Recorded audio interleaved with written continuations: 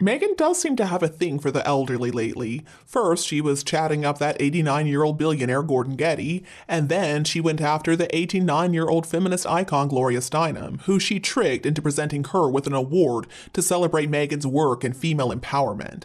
Now, another thing is, why in the world did Meghan hire that male bodyguard to protect her? And why did she make him wear a matching tie? That was so weird. I thought, according to Meghan, women are actually a lot better at conflict resolution and remaining calm during stressful situations. But Meghan Markle is no stranger to irony. She just can't understand it. Meghan keeps on changing her face through all these surgical procedures and all the fillers and the Botox or whatever. She wants desperately to look young, but she's using old people to squeeze relevance and money and influence and status out of them. Meghan claims that she's this strong, empowered feminist, but she remains in a relationship until she is already sexually involved with somebody else. And then, at that point, she leaves the other man, and she uses her current husband's royal title to be a titled woman without actually being royal in any real sense. It is ironic, but again, Meghan doesn't see it. What Meghan did with Gloria Steinem, though, is absolutely wrong. I mean, she just used her image as an iconic feminist to pretend like they're besties, and that she is just as much of a feminist as Gloria Steinem is, thinking that we're not going to notice that she's a fraud. Because the truth is, Gloria Steinem is not as sharp as she used to be, and Meghan uses people. She uses their weaknesses to her benefit. That's the only way Meghan knows how to succeed in this world. So whether it's a failing mind, or an appetite of a sex addict, or titled royals, or people who trust way too easily, Meghan is going to find their weakness and she's going to use it to make herself look better, to improve her lot in life. When it comes to Gordon Getty, supposedly Meghan has given him some free sex, and at the same time she's asking him for millions of dollars. I guess tens of millions would be pretty nice, but Getty's family knows exactly what she's up to. A wealthy old man who is still grieving his late wife is exactly the kind of person Meghan goes after. So why did she target Harry instead of his older brother Prince William? Well, the truth is, William is too smart. He is not going to be swayed by her flattery. She could advertise her body to him all she wants, but he's not going to be swayed. William wants everything that Catherine has. He wants real talent. He wants real beauty. He wants kindness. He wants loyalty. He wants somebody elegant. Harry was a very easy target for Meghan because he had already lost the love of his life, Chelsea Davy, and he was out doing drugs and drinking way too much alcohol, so he was completely open to a roll in the hay with somebody like Meghan Markle. So Meghan, with the aid of Princess Eugenie, planned on getting him as Soho, and then when Harry tried to get away from her, she chased him thanks to Marcus Anderson, Jessica Mulroney, because she had access to the Invictus Games in Toronto that year, and of course Meghan's mother was involved, Doria Ragland. It's probably a good thing that we don't know about all the skeletons lurking in Doria's closet, because I think there are quite a few, and it's some pretty scary stuff. So Harry was essentially trapped. Now he and Meghan apparently are not even living together, and she's just using his royalty to try to advance her desperate need for attention and money and fame. So let's talk about The Bodyguard. It's a pretty interesting story, actually. Apparently, word was about to spread that Meghan had been having this affair with her very much married bodyguard, Chris Sanchez. And reportedly, that's also why they staged this whole high-speed car chase. It never happened, but Doria and Meghan claimed that it did, and Harry really didn't even know. See, Meghan wanted to hide the story about her relationship with the bodyguard because she didn't appreciate the optics of being this cheating wife to Prince Harry. The car chase story in New York City, that was their plan. Meanwhile, the real story is all about this relationship between Meghan and the bodyguard. Of course, I'm talking about the one who wore that gold tie matching Meghan's dress to the awards event. And of course, Meghan paid to get that award. But whatever, she loves to pay for her awards, we've already noticed that. So not only were they all matchy-matchy that evening, but witnesses also saw him putting his hands on her lower back, very close to her bum. Not really appropriate for a bodyguard.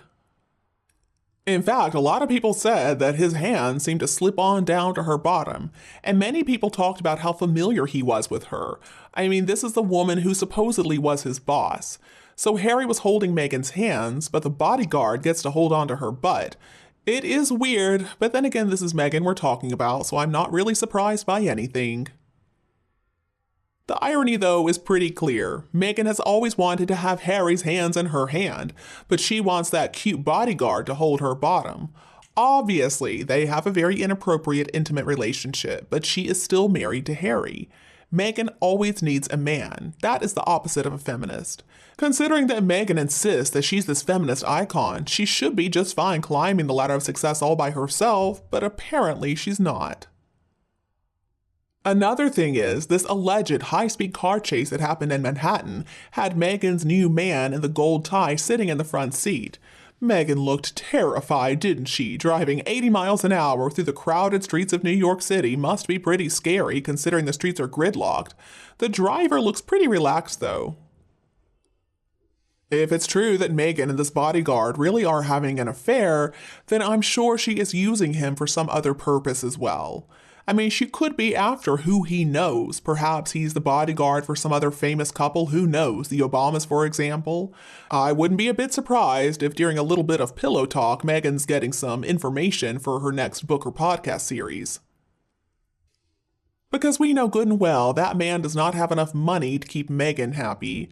Now, if it's true that the man's wife has found out about this story, well, he is going to have a very difficult time financially, so he's going to need to work a lot.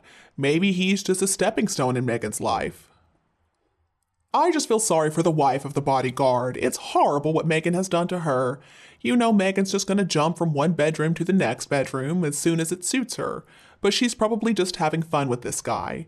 He does not have enough money for her. Meghan uses men to get access to money because she cannot really earn a lot of money on her own.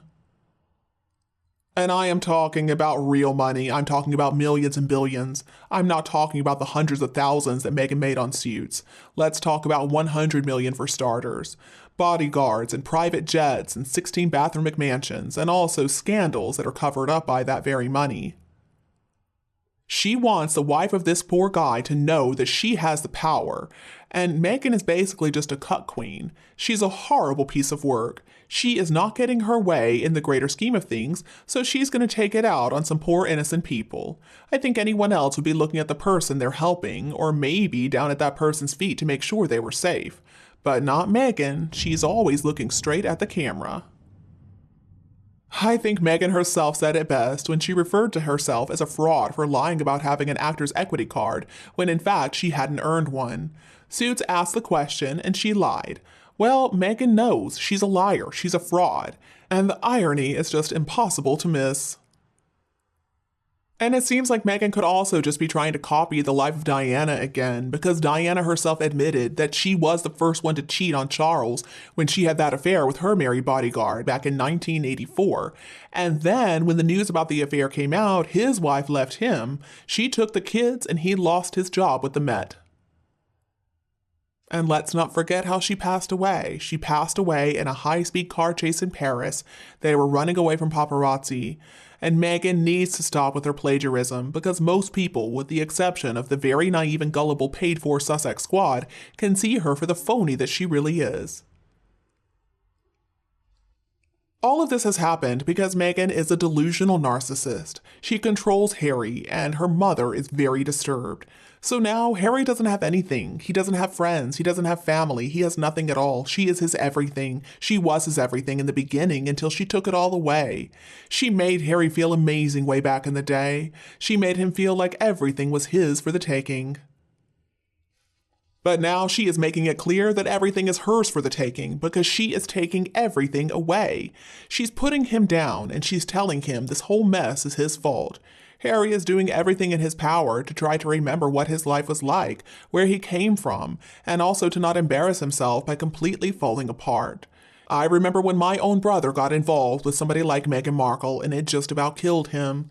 His friends, his family, we were all gone, and all he had left were guilt, anger, and blame.